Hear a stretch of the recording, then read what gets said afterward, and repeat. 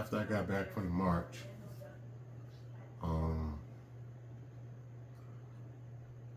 I had a realization that at 23 years old, I didn't really know anything about what was going on in the world. It made me reflect back to when I was about 13 years old. It was one Sunday, we just got home from church. We had a great dinner, and I proceeded outside to go next door to the park to play basketball.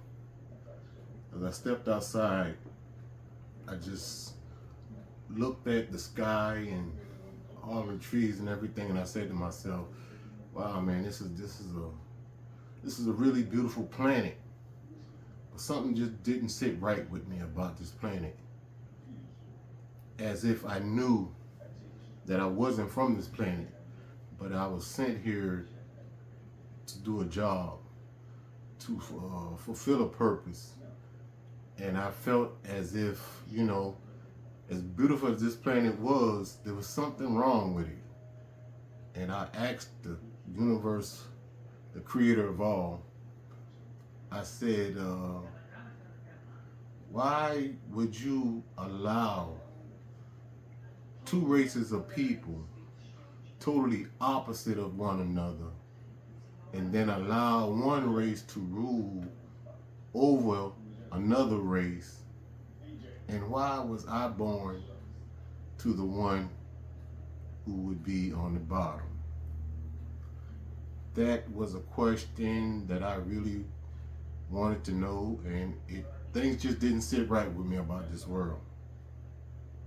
So at 23 years old, 10 years later, after going to the Million Man March, and as I said in the last video, giving that prayer to the universe, wanting to know just who I was to this universal being and what was the purpose of him sending me here.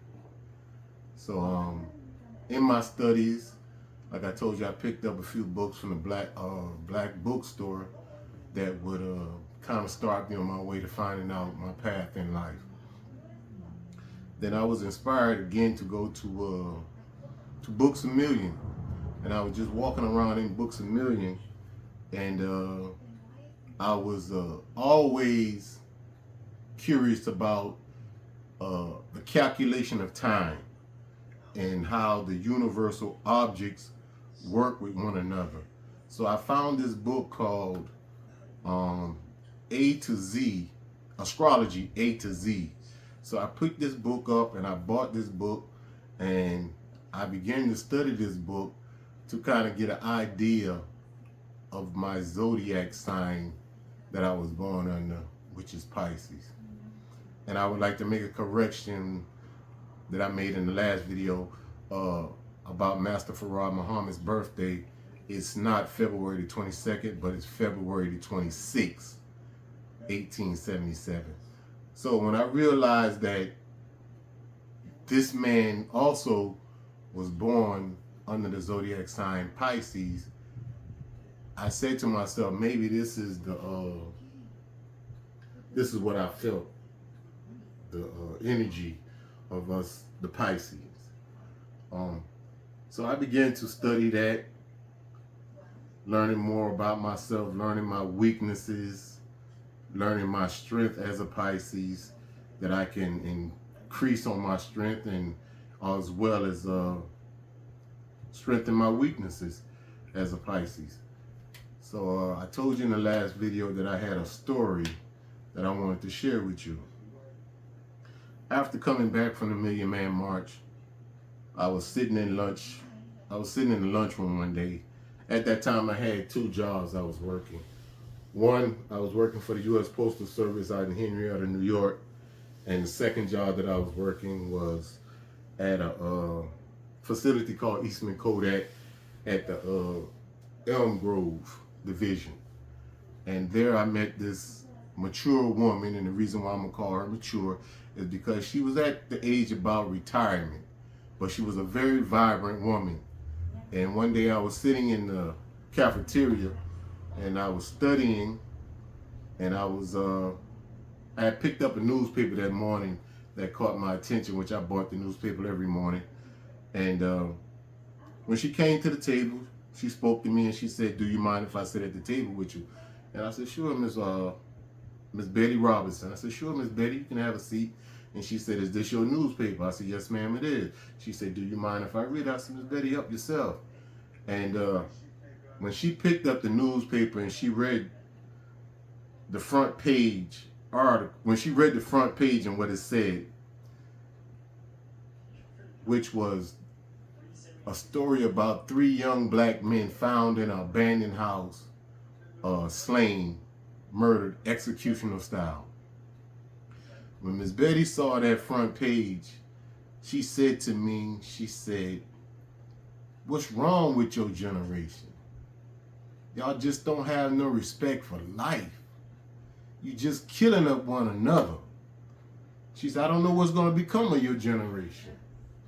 And she said, she proceeded to ask me a question. And the question she asked me was, "Do you think that your generation will produce a man of character such as a Dr. Martin Luther King or a Malcolm X or even a Louis Farrakhan? Do you think your generation will produce a man of such character?"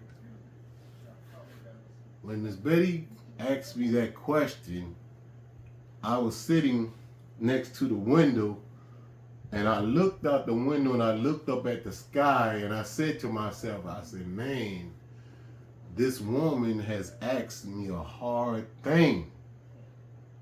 And as I looked up at the sky, I saw the sun and the moon at high noon, because it's around lunchtime. In broad daylight, the moon was just as visible as the sun. And when I saw this image, the Spirit said to me,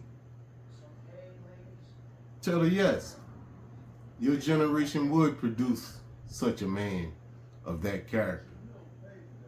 Because that's why you sitting down here studying right now, that if it's by the will of God, you would be such a man." So I looked at Miss Betty and I smiled, and I said to Miss Betty, I said, "Yes, ma'am, I do think that my generation will produce such a man of that character." And Miss Betty said to me, she said, "Baby, if your generation is to produce a man of that character, it would have to be you." She said, "Because I don't see a whole lot of young men out here doing what I see you do. You're working 2 jobs, and every time I see you on your break or your lunch break, you got a book in your hand." She said, "Baby, if your generation is going to produce such a man, it would have to be you." When Miss Betty said that to me, I said, man, not only did she ask me a hard thing, but I answered her question, and now she has laid a heavy load upon me. But I wasn't afraid of becoming a man of such character, for my grandmother had laid the foundation for me to become such a man. Growing up in church, she always made sure that I was in some type of leadership in the church. I saw her grooming my 2 uncles that preceded me. She was grooming these men for the pulpit so they can be ministers one day. But luckily they both, I guess, escaped, and they went on to the military. And that's when she began to work on me. Now, after the Million Man March, my life, my view of the world had totally changed. I began to watch the powers that be operate not only in the world, but their operation in my life. When those in power at both of those jobs that I was working, once they found out that I had took those days off to attend the Million Man March, they concocted some reason to let me go from these jobs. But at that time, I was also attending school at MCC in Rochester, New York. I was studying a trade of tool and die and mold making, precision machining. So it was easy for me to pick up a job in as an apprentice at one of those factories up there in tool and die and mold making. So finding another job was just a small thing to a giant. And after that Million Man March, I began to have these visions, these dreams that were very troubling to me. And as I would go out to these different bars and different clubs up there at the time, I would meet this young lady, and at the end of the night or sometime during the night when this young lady would pass, we were passing, throughout the club, she would whisper to me. She would lean over and she would whisper to me in my ear. She was a very tall, stately, beautiful black woman that had a Caribbean accent. And she would lean over and she would say to me in my ear, she would say, "Why are you so sexy? Don't you know that God has something for you to do?" And I would just look at this young lady and she would smile. We would never have a conversation. That's all she would say to me. She would smile and she would walk on and she would go about her way. And this went on like maybe a year and a half to 2 years. We would encounter each other maybe about 3 to 4 times a year. And she would always lean over and she would whisper this into my ear. And this one particular night, a Jamaican friend of mine was having a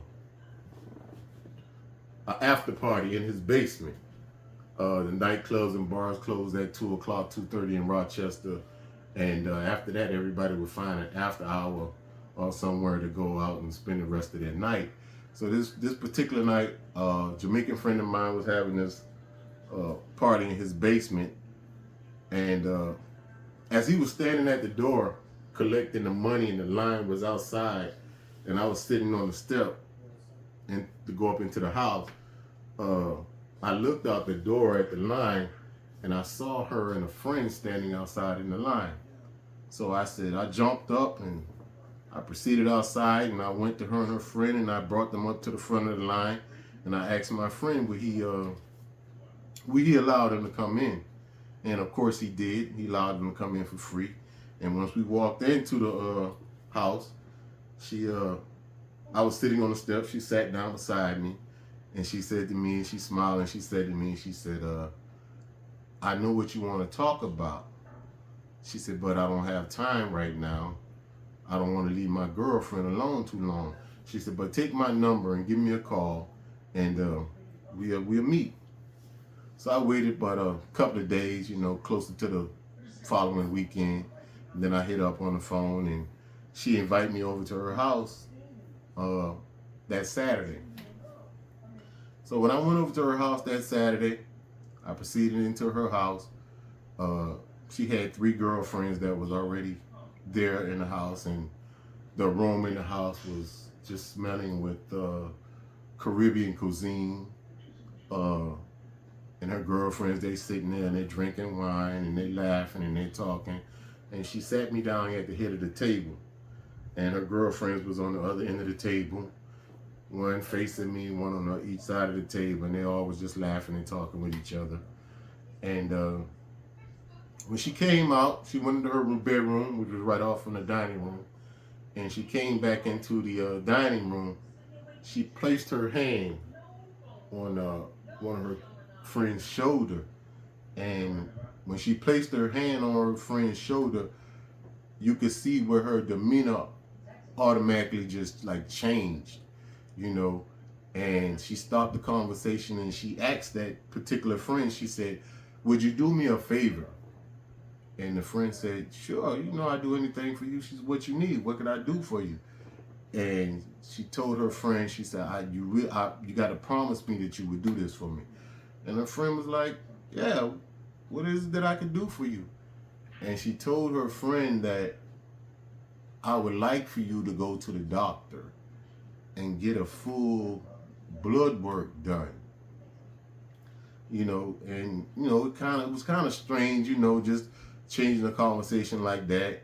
So, and the friend automatically, she agreed. She was like, okay, yeah, I'll do that. I'll do that. I'll make sure I do that next week. And she said, you got to promise me that you do that. So after that, the mood kind of changed, the energy changed in the room and everything. And I waited about 10, 15 minutes. And then I gave her my goodbyes or whatever. And I told her, I'll call you. We'll get back up next time, some other time. So I left. So I waited about a couple of more days following into the next week, closer to the weekend again. And then I hit her up. I called her. And she invited me over again. But this time when I went up to her place, it was just she and I. And when I walked into her place, which I didn't pay attention to the first time, I began to see all these like images and little figurines and statues and stuff of Nefertiti all over the place. And she sat me down at the head of the table where I was sitting last time, and she sat off to the right of me on the side of the table, and I'm looking around at all these little figurines and pictures and stuff from Nefertiti. I said, and I'm looking at her sitting on the side of me. I said, anybody ever told you that you favored her? So, you really look like her a lot. And she laughed. And she said to me in her Caribbean accent, she says, it's very funny that you mentioned, that I favor her and everything like that. She said, I'm originally from the Cayman Islands.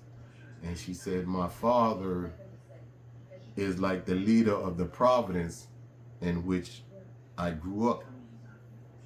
So she told me a little bit about her background as a child, where, she would have these like dreams and premonitions and stuff like that as a child that she really didn't understand. But she had a grandmother that was blind, that would brush her hair every day. She had long, black, beautiful hair, and her grandmother would brush her hair every day and help her console her and consult her with her gift. After she told me that, she went on to say that, asked me about do I remember the conversation that she had with her girlfriend. I said, yeah, I remember what you asked her. And she said, well, my girlfriend went to the doctor, like I asked, and she found out that she was HIV positive. And so when she told me that, she went on to tell me that she had this gift, and her gift was one of what we would call a medium, someone that could touch people and touch items or stuff, and she could get these readings off a person or off a particular item that she touched. And she went on to tell me a story about her and her mother and how a disagreement that they had, and that she told her mother about an upcoming event that would take place in her mother's life, where she would find herself laying in the bed with her stepfather at the time, and her stepfather would be passed away. And she went on to tell me that one morning that her mother called her on the phone. Her mother was yelling, her mother was screaming at her, and what she had told her mother had came to fruition. So as this young lady was telling me this stuff, about her life and everything, after she told me, she sat there and she said, so what is it that's troubling you? What seems to be bothering you? And I said, oh, I'm good. Nothing wrong with me. I'm good. What's up? She said, no, something's bothering you. She said, but you can tell me, your secrets, whatever is safe with me. I won't say nothing to nobody. And I just was like, nah, I'm good. It's all good and everything like that. So we talked a little bit more. And then once again, I decided that, it was time for me to leave. So as I was on my way back on the other side of town, which I lived. She lived probably on the south side. I lived on the west side. So I was headed back to the west side of Rochester. And it just was in my mind that maybe I should have told her about the dreams and the visions that I was being plagued with at the time. But I didn't. So when I got home, the Spirit said to me, call her. So I did that. I followed the instructions. I picked up my phone and I called her. And she said, I was waiting. I was anticipating. I was expecting your call. And I said to her, I guess you would with your gift. You would be expecting me to call. You know what I'm saying? So she said, by you calling me, I'm going to take it that you want to share with me what is actually bothering you. So I decided to open up and tell this young lady about a troubling dream or vision that has been bothering me for quite some time.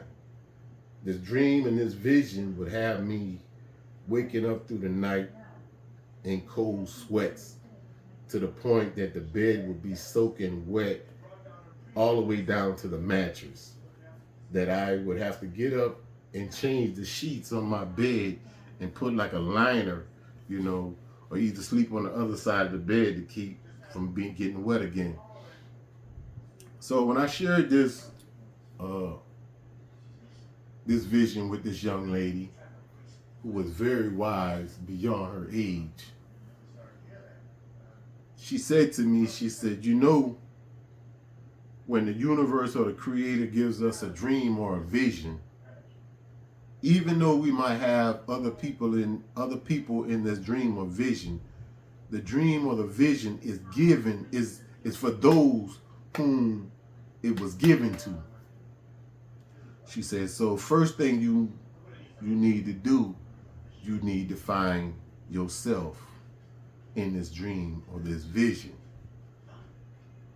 So it was a very simple dream or vision, and it was only two characters in this dream or this vision.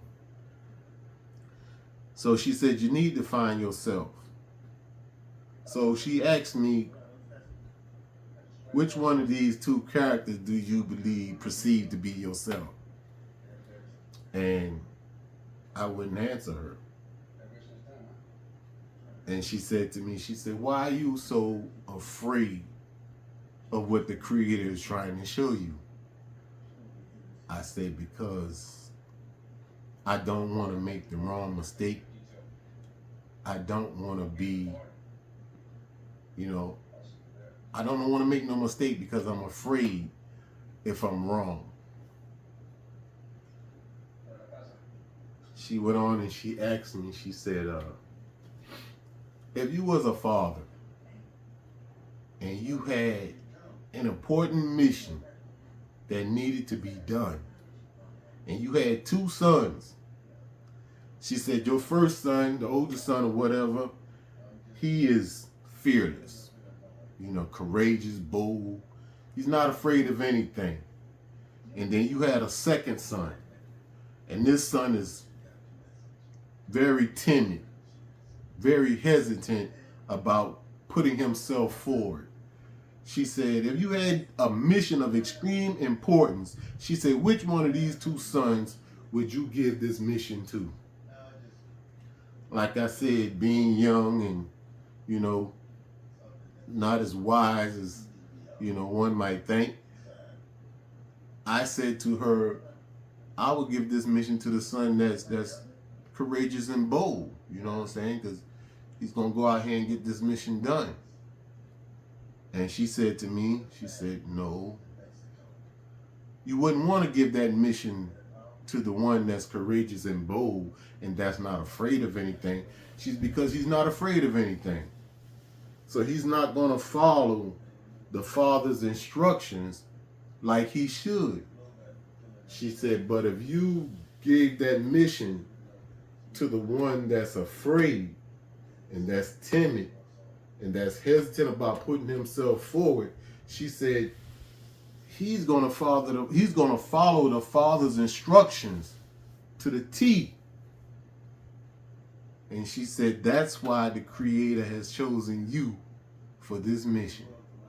Because you are afraid and you won't be disobedient to what he is showing